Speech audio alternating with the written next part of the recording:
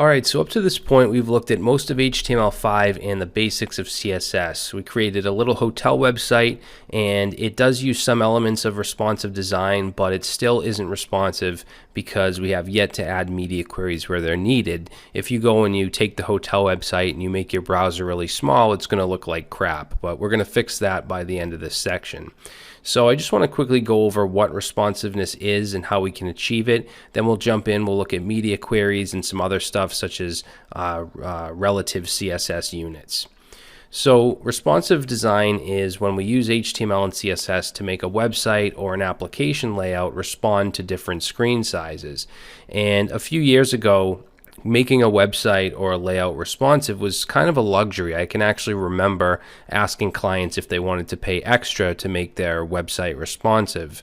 But now it's really a necessity. It's not an add-on or a luxury. And the reason for that is the huge increase of the use of smartphones and tablets and other devices. A lot of people now don't even have computers. They're fine with either a tablet or even their smartphone. So let's look at some of the different ways to achieve responsive design. So the viewport tag is important because it tells the browser how to handle the pages and dimensions and scaling. We've already set this in our pages, and it's actually default with Emmet with our boilerplate generation in VSCode. Using fluid widths is also something we've done. Remember our containers, we use max width instead of just width. It allows the text to adapt to smaller screen sizes.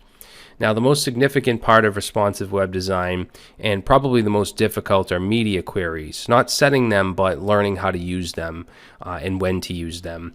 And media queries allow us to specify certain CSS styles based on the screen size. So, for example, if we wanted to float some elements, if the screen was bigger than 600 pixels, we could write a media query for that. If we wanted a font size to be smaller on just mobile devices that were 500 pixels or less, we could do that as well. All right, so we're gonna do that, and we're also going to update our hotel project to use media queries. Another good idea is to use rem units over pixels. It keeps sizes intact with the rest of the page because a rem unit is a multiplier of whatever the root HTML element's font size is. Okay, so, and we're gonna go over that in this section. We're also going to talk about VH and VW units.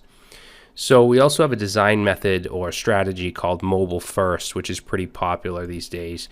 This is where you first design the layout for mobile devices, meaning small screens, and then you add your media queries for the larger screen styles. And you might even display less content on mobile devices, your most important content, and then have more on larger devices when you have more real estate. And we're actually going to do a mobile first project later on.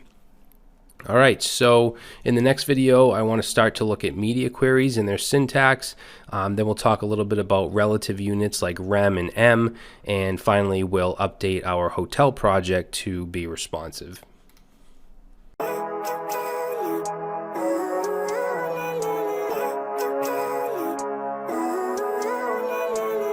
Living life every day, late at night, not okay.